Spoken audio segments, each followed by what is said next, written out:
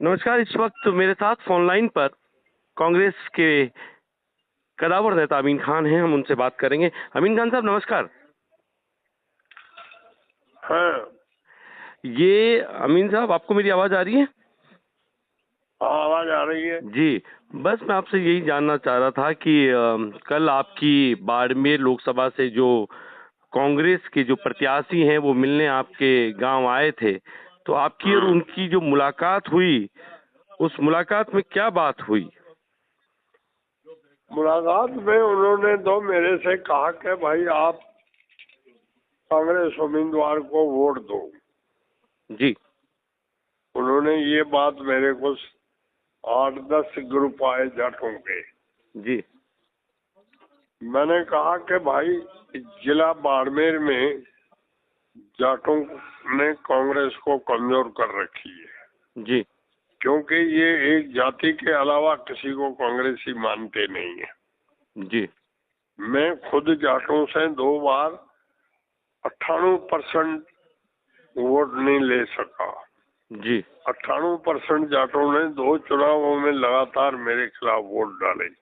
जी तो मेरा मन जो है जाट उम्मीदवार को वोट देने का नहीं कहता है। जी मैंने सभी को ये जवाब दिया। लेकिन चूंकि वो कांग्रेस प्रत्याशी हैं, नए नए राष्ट्रीय लोकतांत्रिक पार्टी से कांग्रेस में आए हैं और आपसे आशीर्वाद लेने आए थे, आपने तो उनको बैठने तक का नहीं कहा। है?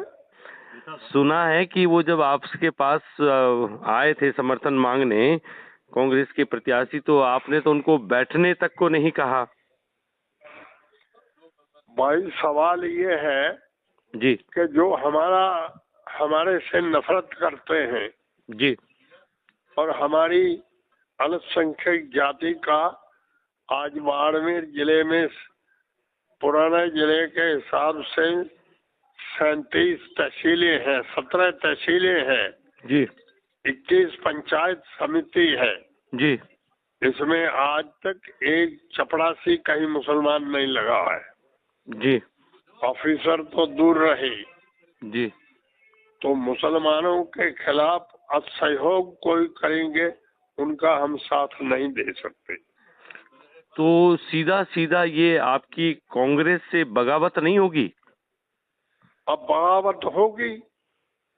बगावत में ये कांग्रेसी खुद सुनील परियार और ये फतेह खान जी 6 साल के लिए निष्कासित हुए, महीने के अंदर रीस्टेट हो गए। जी तो ये तो कांग्रेस का हाल है, तो हम भी महीने में रीस्टेट हो जाएंगे। और अगर आप जो ये खुल के बता रहे हैं कि निर्दलीय प्रत्याशी को समर्थन दे दीजिए, उसको सपोर्ट कर दीजिए, ऐसा आपने कहा है मैंने कि? तो मुसलमान कौम को ये कहा है जी कि राजपूतों पर मुसलमानों का सदियों से जी मधुर संबंध रहे हैं। जी ये अपना भला नहीं कर सकेंगे तो बुरा नहीं करेंगे। जी और वोट आपकी इच्छा कहे जी तो इस निर्दलीय भाटी को दे दो। मैं किसी सभा करने नहीं जाऊंगा, प्रचार करने कहीं नहीं जाऊंगा। लेकिन आपका इतना कह देना ही एक साफ साफ संदेश है कि सरहद के जो मुसलमान हैं वो भाटी को समर्थन दे दें, भाटी को वोट कर दें। आपका सीधा सीधा संदेश यही हुआ। और संदेश तो ये हुआ, पर मैं कहीं भी इस निर्दलीय की सभा में नहीं गया, न जाऊंगा जी और न इनकी मीटिंग में कहीं जाऊंगा। लेकिन आपका जाना, अमीन साहब, आपका जाना या नहीं जाना, सभा नहीं करना एक अलग मुद्दा है, लेकिन आपका सीधा सीधा सा ये संदेश दे देना कि राजपूत और मुसलमानों का एक अच्छा संबंध रहा है, इसलिए इस राजपूत लड़के को सपोर्ट कर दो, तो ये संदेश तो आपकी कौम में और पूरे सीमांत सरहद में बाड़मेर से लेकर जैसलमेर तक चला गया कि ये अमीन साहब का संदेश है। हाँ, वो संदेश माने नहीं माने उनकी मर्जी। आपका संदेश ना माने ऐसा होता है? माने होता, दुनिया में बड़े बड़े आदमियों को लोग नहीं मानते हैं। मैं तो एक छोटा सा आदमी। लेकिन अमीन खान साहब, आपने कभी ये नहीं सोचा कि आपके इस बयान से जाटों के प्रति आपकी जो नाराजगी से कांग्रेस के जो आपकी बगावत होगी वो कल आपके बेटे या पोते को कांग्रेस की राजनीति में कहीं अस्थिर कर देगा? ऐसा कभी सोचा? ऐसा हमने सोच रखा, ये हमारा कभी सहयोग नहीं करेंगे जाट? हाँ जी ये हमने पहले सोच रखा है। जी इनकी हिस्ट्री की आदत से जी।